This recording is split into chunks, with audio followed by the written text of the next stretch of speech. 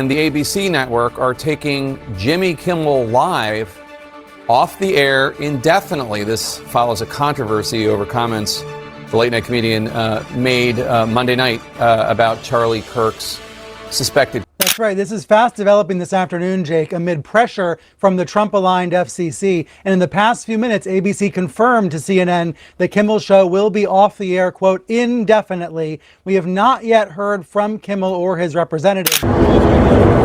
Jimmy Kimmel did nothing but point out some of the hypocrisy of these fascists.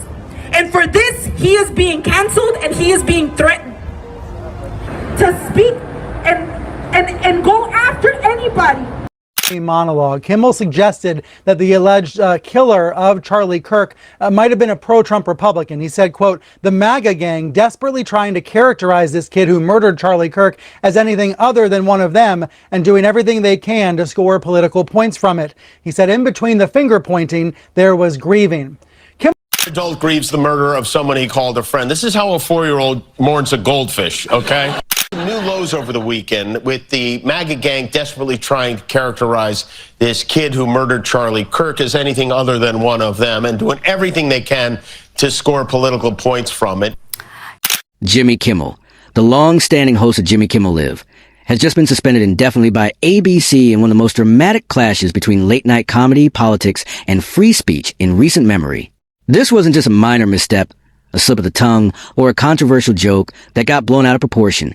This was a full-scale storm that shows exactly how fragile a line has become between satire, political commentary, corporate interest, and public outrage. The controversy erupted after his September 15th, 2025 monologue, where Kimmel waded directly into fallout from the murder of conservative activist Charlie Kirk. In that segment, Kimmel accused the so-called MAGA gang of trying to twist the narrative and portray the accused shooter as anything other than one of them, suggesting that they were shamelessly exploiting tragedy to score political points. New lows over the weekend with the MAGA gang desperately trying to characterize this kid who murdered Charlie Kirk as anything other than one of them and doing everything they can to score political points from it. Yeah. To Kimmel supporters, this was classic Jimmy, biting, unfiltered, and willing to say the uncomfortable thing. Well, it's absolute corruption of government and it's absolute violation of the free speech rights of the people and of the media. And this is really taking us back to the days of King George, where it was a crime to insult the president. They didn't like... But to critics, especially on the right, his words weren't just edgy comedy. They were reckless, inflammatory, and deeply disrespectful in the middle of a national tragedy. The reaction was swift, loud, and unrelenting. Lefties losing it. Let's start with some weapon-grade gaslighting from alleged comic Jimmy Kimmel. Here is the far-left purveyor of late-night disinformation engaging in some more disinformation, this time about his ideological bedfellow. Conservative commentators and politicians immediately seized on the remarks, calling them evidence of Hollywood bias and contempt toward half the country. Social media exploded, with hashtags demanding Kimmel's cancellation trending within hours. FCC Chair Brendan Carr didn't just criticize him. He declared Kimmel's remarks truly sick and hinted at regulatory consequences for ABC and Disney if they allowed such commentary to continue unchecked. That wasn't just political outrage. It was a direct signal that regulators were watching closely. The corporate fallout followed quickly. Nexstar Media Group, one of the largest owners of local ABC affiliates in the country, announced it would no longer air Jimmy Kimmel Live on its stations. For ABC, this wasn't simply a question of defending a star comedian. It was a corporate survival decision. With affiliates threatening to walk away and the FCC circling, Disney and ABC made the call to suspend the show indefinitely. Within days, Kimmel's voice was gone from late-night television, replaced by reruns and statements carefully crafted to calm advertisers, stations, and politicians. This sudden suspension sent shockwaves through the entertainment industry and beyond.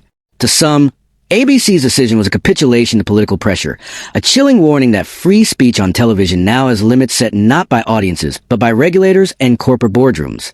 To others, it was a long overdue reminder that with influence comes responsibility, and that comedians cannot hide behind just joking when their words pour gasoline on national wounds. Supporters argue Kimmel was simply doing what he has always done, holding political figures accountable with his trademark satire, cutting through hypocrisy with humor. But critics counter that he used a fresh tragedy, the killing of a conservative figure, as a stage to launch partisan attacks, weaponizing grief in the name of comedy. The broader implications are staggering. For late-night television, a space once seen as untouchable for edgy humor and political commentary, this could signal a new era of self-censorship, where hosts pull their punches for fear of network backlash.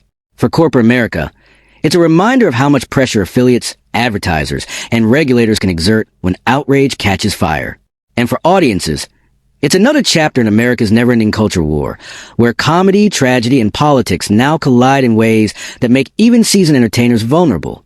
For Jimmy Kimmel himself, this may be the most defining controversy of his entire career. He has weathered criticism before, from resurfaced old skits, controversial jokes, and political rants, but nothing on this scale. His suspension is not just a punishment. It is a message, and for the rest of the media landscape, it sets a dangerous precedent. If one of late night's most established voices, backed by Disney's empire, can be pulled off the air under political and corporate pressure, then who really controls the boundaries of free expression in modern media? Don't forget to hit that subscribe button if you want to keep up with more breakdowns of the scandals shaking Hollywood, politics, and the media world, because this story is only the beginning of a much bigger conversation.